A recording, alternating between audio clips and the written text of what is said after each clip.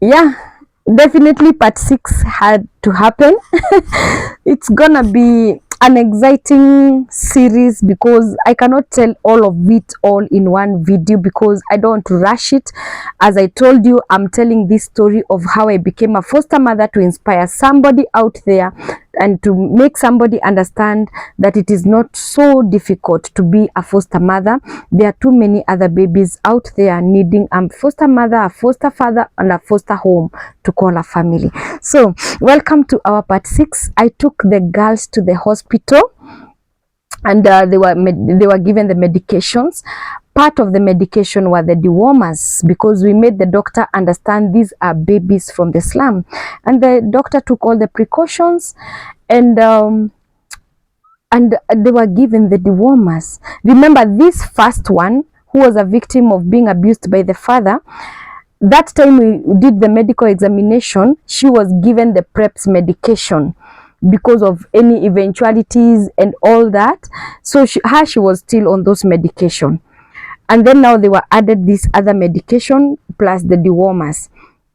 We came home, we gave them the dewormers. After days, I was shocked to see worms coming out of them whole, you know, like a whole worm. You know, it was longer than this pen, longer, a pink worm, full, a whole of it coming out.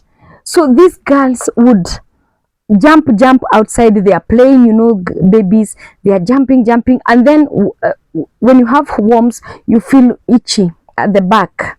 So they would feel itchy and scratch themselves, and at times when the scratching becomes sweeter, it's like they are pulling these worms out without knowing. So when they are running, they drop, and oh my god, the worms were dropping on the carpet, on the compound. So I remember we always laugh about it now because when we saw them, there were several on the carpet. Remember, that was a rainy cold season, so mostly they would not go to play outside, they would play indoors because of the cold and the rain outside. So we got several pink things on the carpet, and we were like, what are these pink things on the carpet? So we were like, hey, watch that, jump on that one, don't step on this one. And we were scared and we were like, what are these things? So me at first, because I had never seen worms, I didn't know. Then we went to change the small one, the diaper. The one that I told you was 8 years weighing 3 years weighing 8 kilos, that would not talk or walk. So when I brought them to my house, I realized my seats are suffering because the only time would know this baby has pooped or has susud is by the smell. When she's sitting on the couch, would feel some funny smell and tell, this baby has pooped on the chair. And then we were like, now this baby, because cannot talk, the first assignment we have is to train the baby to speak. We have to put the baby on diapers. So I went to buy the diapers and I bought the very big size so that it could give me service. And you can imagine, I'm a mother of a teenage girl who is 14 years. So for 14 years, I've not put on diapers. I laughed at myself, how I was really reminding myself which way to put the tape of the diaper and which is the back side, which is the front side. It was just funny. So we decided to change the diaper of this small girl, and to my surprise, when we opened the diaper like this, it was also full of pink things inside there, pink things. And I was like, oh my god, what is happening? What is all this? I called the doctor and I told the doctor, I think the intestines of these babies are coming out. And then the doctor laughed on phone, and the doctor was like, why, Gladys, why do you think that the intestines are coming out? I told the doctor, because the diaper is full of pink things. These other ones, I'm finding pink things on the carpet. I don't know, I don't understand what's happening. And then the doctor told me, just cool down, You remember we gave them the dewormers. That means that the worms were too many, because ideally the worms are supposed to, is it to get crushed or to get digested, or to be in pieces. They are not supposed to come out whole. But when you see them coming out whole, it is because they were in pieces. They were in pieces. Some were crushed by the medication, and then some wouldn't, so they just came out whole. So the doctor told me it means that those kids had a lot of worms. Bring them back again. I add you another dose for deworming. I took them back. We were given an extra dose for deworming, and he told me, if they continue coming out whole, you tell me.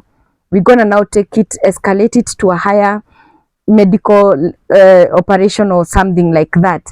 Thank God the second dose worked. And one big miracle that I saw is that, you see the way you see the pictures of the babies who have kwashiorkor, those malnourished babies on photos with kwashiorkor, you see how they always have protruded bellies like this. It's because of the worms.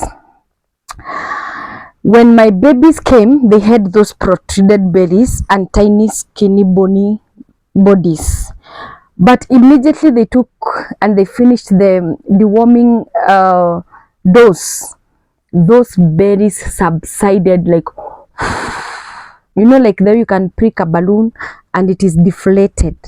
That's what happened to their bellies. The dewormers deflated their bellies, and now their bellies became normal.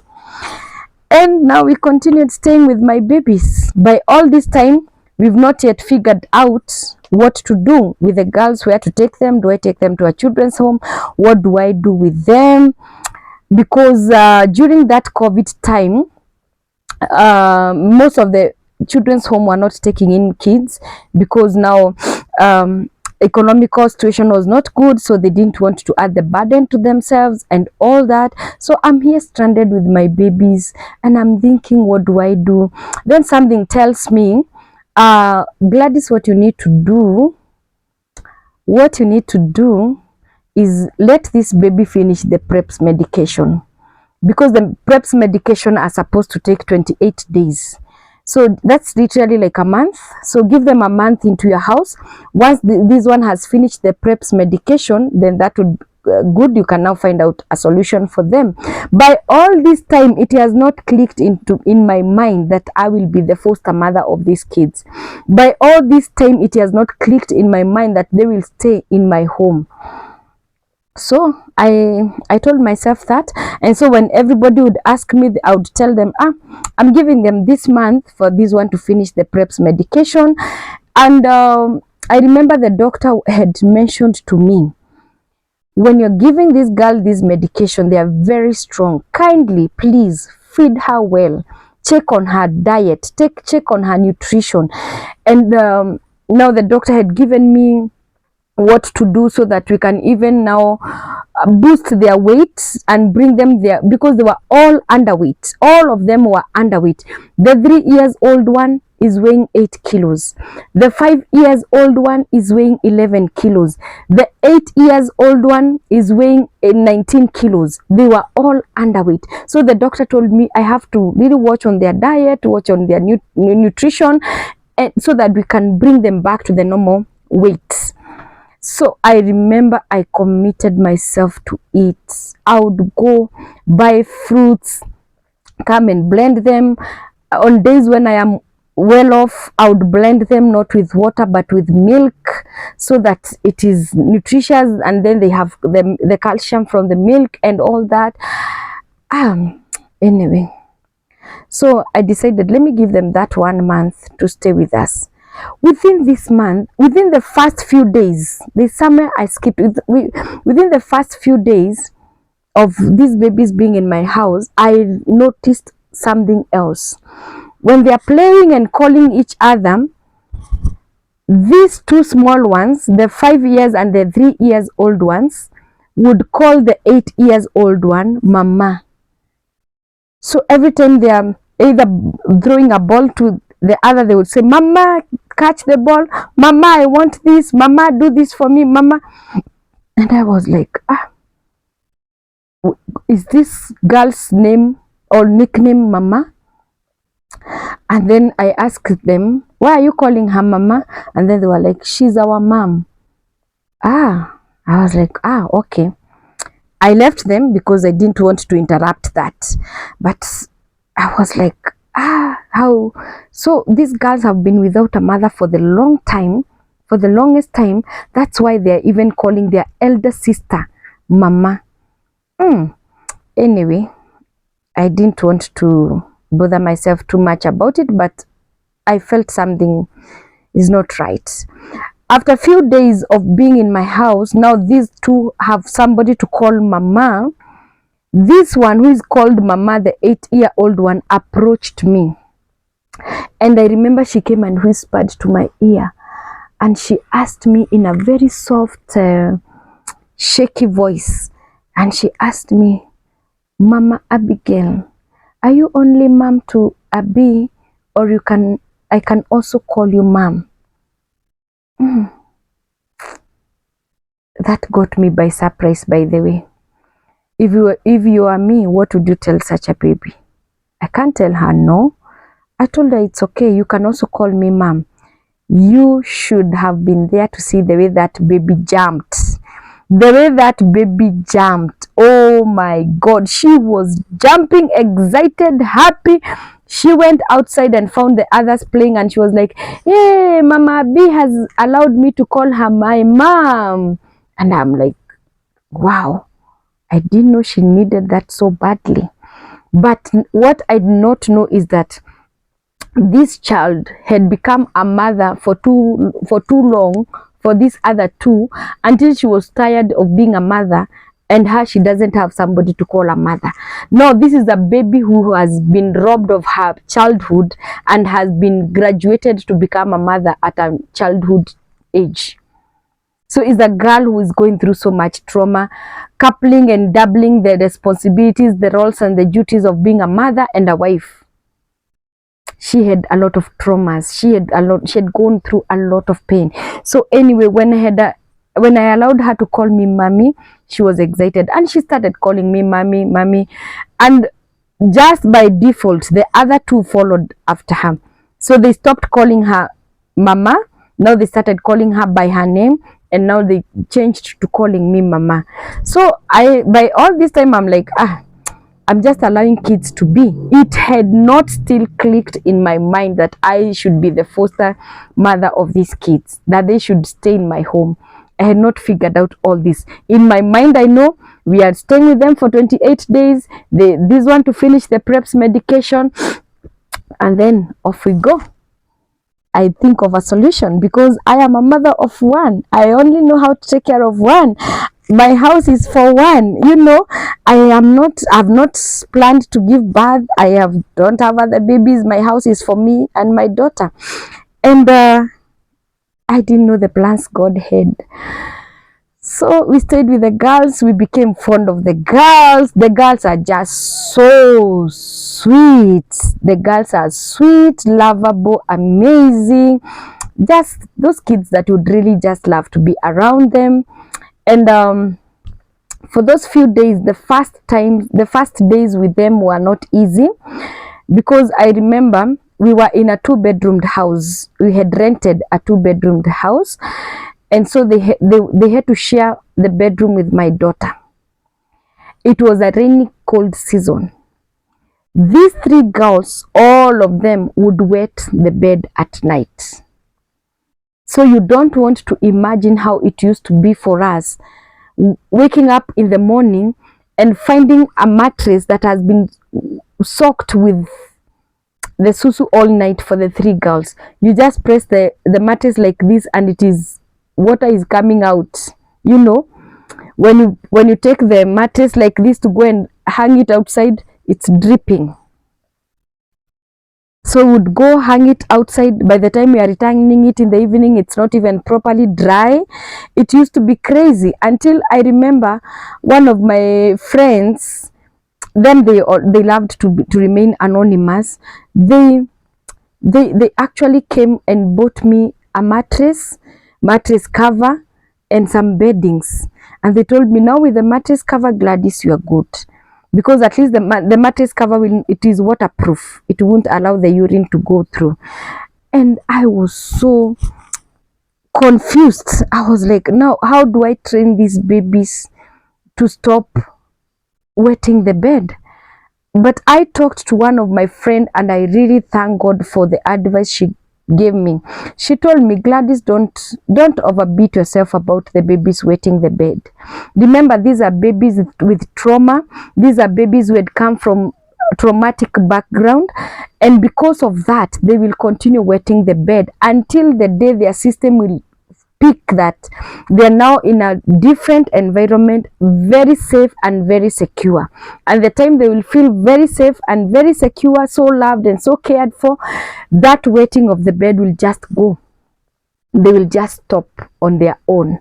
I was like, oh, it's okay then we have to wait. And sure to my friend's words, when this girl's system realized that they are now in a secure place, they stopped wetting the bed.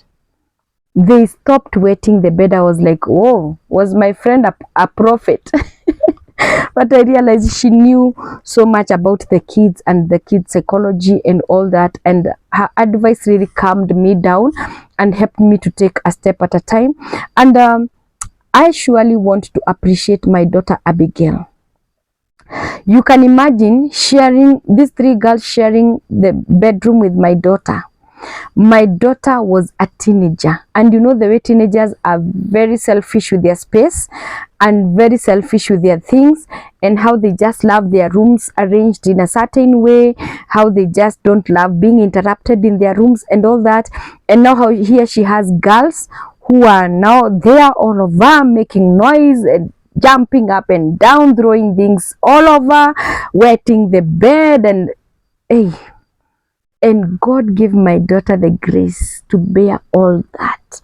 My daughter wouldn't mind all that. Imagine, she wouldn't see like it's anything. She was just into loving these girls.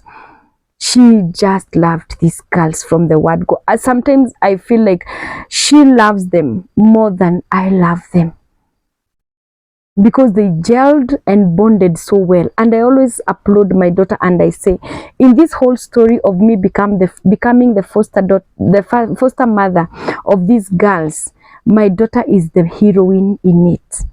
Because if she decided to be the typical teenage and throw tantrums and start becoming difficult, she doesn't want extra kids in her home, she doesn't want to share her space with people, she doesn't want to share things with the other kids, she doesn't want to hear other kids calling her mom and all those tantrums, definitely, even if I really wanted to be with these girls and just be their mom, it wouldn't have been possible. So a big salute to my daughter Abigail. Big ups to you. May Jehovah God in heaven forever bless you. My daughter was so graceful towards this girl, because not only were they wetting the bed, but they were falling off from the bed as they slept. Remember, back then in the slum, they were not sleeping on a bed. They were sleeping on the floor, literally.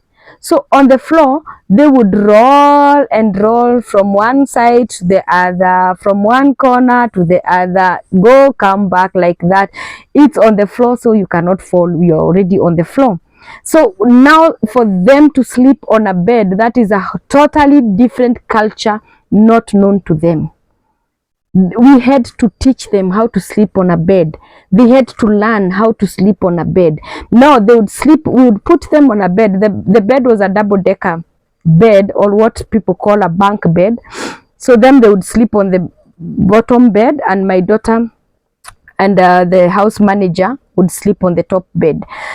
So these girls would put them on bed, and then because they just sleep knowing they are still on the floor, they would roll and roll and fall on the floor. Thank God the floor had a carpet. So we would wake up at night and find all the babies on the floor, until we decided, you know what we are going to do? We are going actually to make a duty roster. Everybody to sleep 2 to 3 hours. Then you wake up, you check on them. If they have fallen, you pick them up, put them back on the bed, cover them. So we made a duty roster for the three of us to be rotating shifts at night. After I wake up, you are the next one. After I wake up, you are the next one, like that. So today we laugh about it and we are like, you girls, you made us made a duty roster, a night shift duty roster, to be coming to your beds to pick you from the floor and put you back on bed. How would you not be able to sleep on bed? And we laugh about it and we are like, hey, the things we take for granted are what other people are missing. Like just sleeping on the bed, you're like, how do you have to be taught to sleep on a bed? Literally, how? You just sleep and you should not fall. But these ones are sleeping and they're not used to sleeping on bed and they fall. And so this calls for another episode, because I don't want to make it too long. I will now tell you how it was until it clicked into my mind that yes, these guys are going nowhere. They're your babies, and from now henceforth, you are their foster mother. Wait and get tuned to the next episode.